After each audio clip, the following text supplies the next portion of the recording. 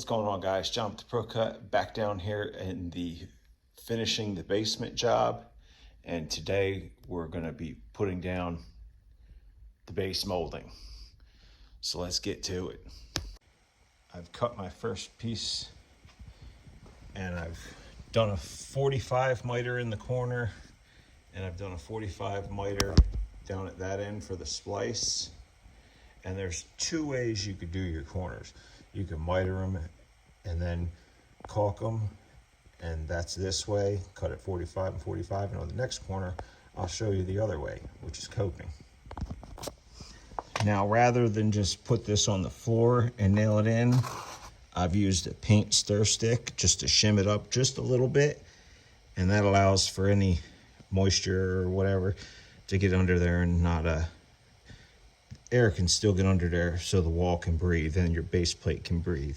Just a little bit better that way. Now, coming into this corner, we're going to measure from the corner over to the trim, and I've got 6 5/8 inches. So now we're going to cut a piece to put in there. I'm using my 7 1/4 inch Ryobi bevel on the slide miter saw. And this is the perfect saw to be using for trim. Now, with a mitered corner, you can see just how sloppy that corner is. So that's going to have to all get filled with painter's caulk. And then when I get to the other corner and show you how to cope, you're going to see how much of a better corner joint you get when you cope. Now, to do a cope, the first thing I do is cut a 45-degree angle. And then I used my angle grinder with a flappy sander, and I grind back the edge to mimic the face of the front of the trim. And I'll show you what that looks like after I'm done.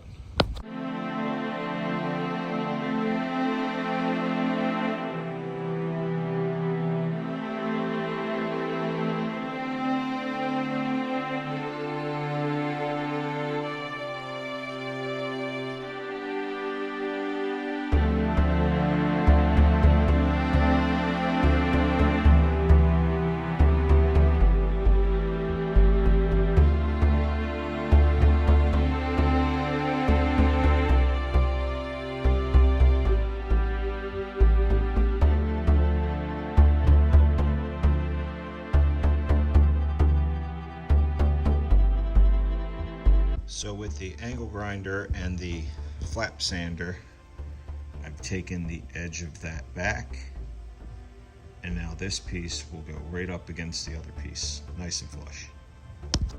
Okay, so with this in place, I can see I need to trim a little bit more off of the top. So I'm going to go back over to the angle grinder and take care of that. So that corner is coped in. You can see it's nice and tight. And now your exterior corners are usually a little easier to get right than an interior corner. Now onto the next wall.